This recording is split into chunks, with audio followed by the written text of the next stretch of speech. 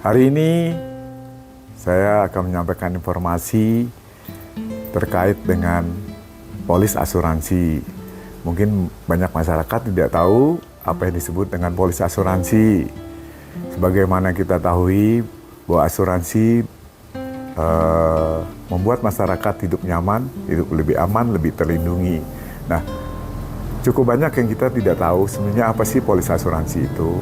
Sebenarnya polis asuransi itu adalah polis yang dibuat oleh perusahaan asuransi, baik asuransi jiwa maupun asuransi kerugian, yang menutup semua berbagai macam risiko yang sengaja dibuat oleh buat asuransi untuk memberikan jaminan perlindungan kepada masyarakat. Nah, secara umum kalau kita bicara polis asuransi, polis itu adalah legal dokumen yang berisi suatu perjanjian yang tertulis yang mengatur syarat-syarat dan ketentuan tentang risiko yang di-cover oleh polis tersebut atau oleh si pembeli polis atau oleh si pembuat polis asuransi. Nah, polis-polis ini itu mengikat hak dan kewajiban antara penanggung dengan tertanggung. Sebenarnya cukup mudah untuk mengetahui atau membaca polis asuransi. Pada saat kita membeli suatu resiko, katakanlah polis kebakaran, di mana polis kebakaran itu sudah jelas berisi secara lengkap dan komprehensif tentang apa yang diperjanjikan. Sebenarnya dengan kita membaca polis tersebut, kita cukup mudah bisa mengetahui sebenarnya isi yang mendasar daripada polis tersebut. Yang mungkin masyarakat selama ini bingung jika mengalami suatu klaim. Sebenarnya yang pertama harus dilihat adalah resiko apa yang mungkin akan terjadi. Jadi di polis itu tertulis risiko yang di-cover. Kalau Anda membeli polis asuransi kebakaran, tentunya di situ jelas terlihat penyebab kebakaran itu akibat apa. Nah, kalau suatu penyebab itu memang terjadi tiba-tiba terhadap aset atau properti Anda dan berakibat terjadi kebakaran, nah polis itu secara jelas tertuang risiko kebakaran tentu akan diganti oleh pihak asuransi.